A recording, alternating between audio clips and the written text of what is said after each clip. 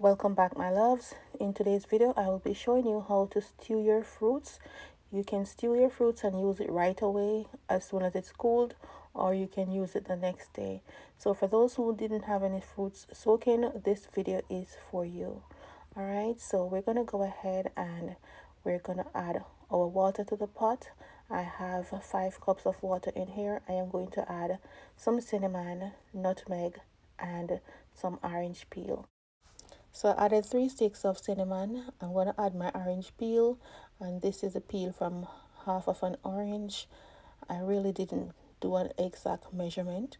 Now I'm going to add 2 corks of my vanilla, and we're going to add 1 teaspoon of nutmeg.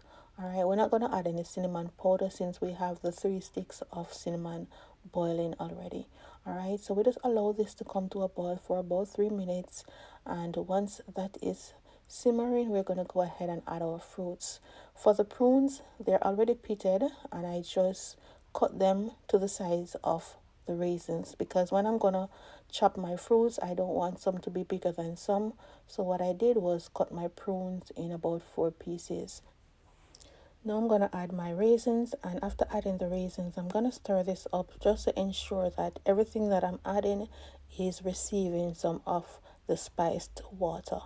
Alright, after doing that, we're going to go ahead and continue adding the remaining fruits, which is going to be some maraschino cherries, and I also have some dried cherries. Alright, I hope I pronounced that correctly, but if I don't, I know that someone will correct me in the comment section. So now we're adding the maraschino cherries, and just as I did with the prunes, I cut these so that they can be at the same size as the raisins. Alright, and I'm also going to be adding some dried cherries and some cranberries, and we're going to go ahead, mix this up. I will add another half cup of water, and when you're adding your cranberries, don't add too much. As you can see, I added just a cup of cranberries. This will give it a nice flavor to your fruit cake, but if you add too much, it will be too tangy, because you know that cranberry can have like a tangy taste. So don't add too much cranberries. All right, it should be the least of everything that you're adding to your pot. So we're going to go ahead and add the extra half cup of water that I mentioned earlier, and then we're going to cover the pot on a low heat. You want to make sure that this is on low heat so that it doesn't burn, because your fruit will burn to the bottom of the pot if you turn it up too much. I left this on low heat. After 30 minutes, I give it a stir, and then I give it another 30 minutes until my raisins were soft, after which I remove it from the stove. And I also go ahead and remove my cinnamon sticks and also the orange peels. Alright, so after I remove those, I just go ahead and pour my rum and my wine on it right away. Alright, and then you're going to cover it down overnight. So when you cover it overnight, you can blend it the next day. That's what I usually do.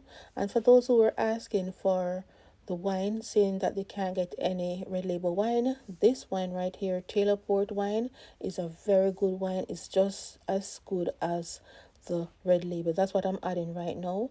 I used it last year, and it's just the same as the red label. So if you can't find any red label, go ahead and use the Taylor Port wine. All right, and you can get it in any liquor store in the States. I'm not sure about Jamaica. So now I'm going to go ahead and add some rum as well. And for me, normally I chop my fruits before soaking them.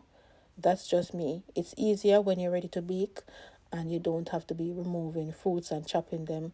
So I chop them and put them to soak. And also when you do it that way, it gets to absorb the alcohol more.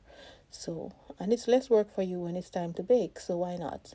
All right, but if you don't want to do that, you can go ahead and soak them just like this until when you're ready to bake, you can go ahead and chop them. I'm just giving you my opinion and what I do. So just go ahead, make sure that you have an airtight container, add your rum and wine, and leave it to soak until you're ready to use it, or you can use it right away. You can go ahead and check out my fruit cake recipe if you haven't seen it as yet. I posted it yesterday, so go ahead and check it out and enjoy the rest of your week. Thank you so much for watching.